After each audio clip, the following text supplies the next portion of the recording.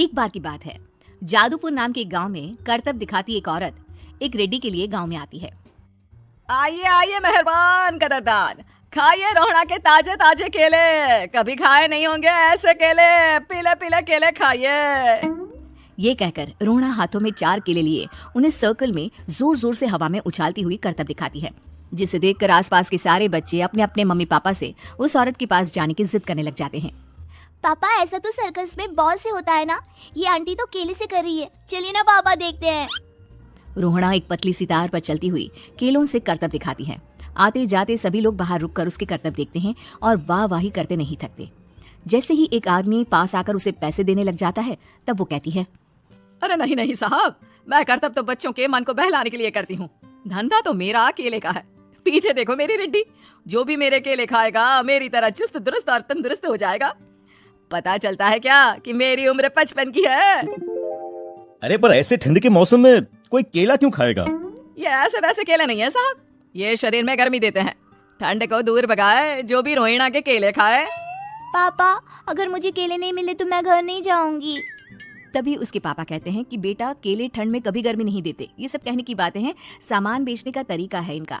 पर पिंकी नहीं मानती। मैं केले खाऊंगी। पिंकी की जिद के आगे नत्थू हार जाता है और उसे केले खरीद कर दे देता है। पिंकी खुश होकर केले घर ले आकर खाती है।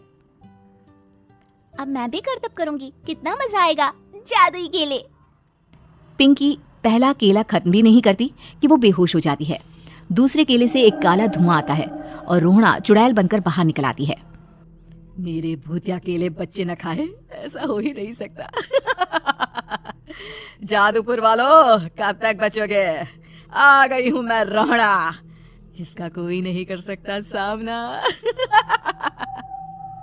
रोहड़ा पिंकी को गोद में उठाकर काले धुएं में कहीं गायब हो जाती है।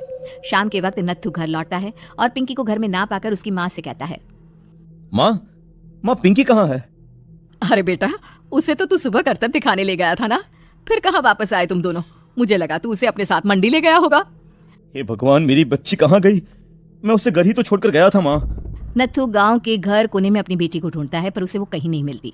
परेशान होकर आके रो रो कर नत्थू हिम्मत हार कर घर लौट आता है। अगली सुबह रोहड़ा फिर से करतब दिखाने आती है और इस बार पिंकी की तरह रोनी केले खरीद लेता है। 50 रुपए दिए थे पापा ने, सारे पैसों की मैंने केले खरीद लिए हैं।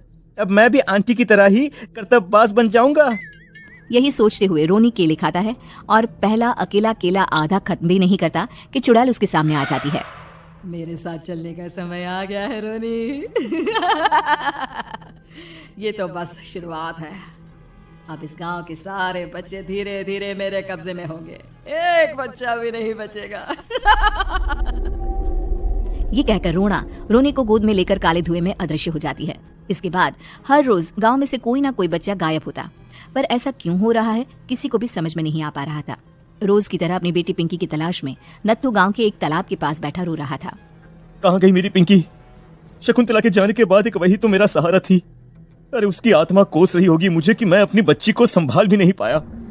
नत्थू ये कहता हुआ रो ही रहा था कि तभी तालाब में से उसे शकुंतला की आवाज सुनाई देती है। कहाँ थी तुम शकुंतला? हमारी बच्ची और सारे गायब हुए बच्चे रोहड़ा के कब्जे में हैं। वो बच्चों को जो केले देती है उससे बच्चे बेहोश हो जाते हैं और उसके कब्जे में आ जाते हैं और वो उन्हें ले जाकर काली दुनिया में ले जाती है। पर वो ऐसा क्यों कर रही है? ये मैं नहीं जानती, पर उस दुनिया का रास्ता मैं आपको बता सकती हूँ। जहाँ ये नदी खत्म होती है वहाँ एक केले का पेड़ है, उसके नीचे एक दरवाजा है, वहीं से रास्ता जाता है उस दुनिया का। ये कहकर शकुंतला की आत्मा गायब हो जाती है। गांव के सभी लोग झुंड बनाकर उसी रास्ते से काली दुनिया में चले जाते हैं और वहां देखते हैं कि सारे बच्चे वहां काम कर रहे थे। पापा मुझे ले चलो यहाँ से, पापा पापा।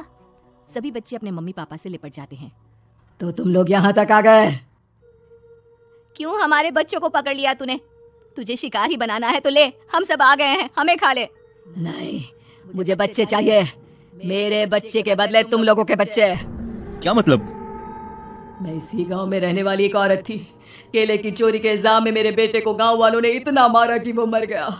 उसी दिन मैंने ठान लिया कि गांव वालों का भी वही हाल करूंगी।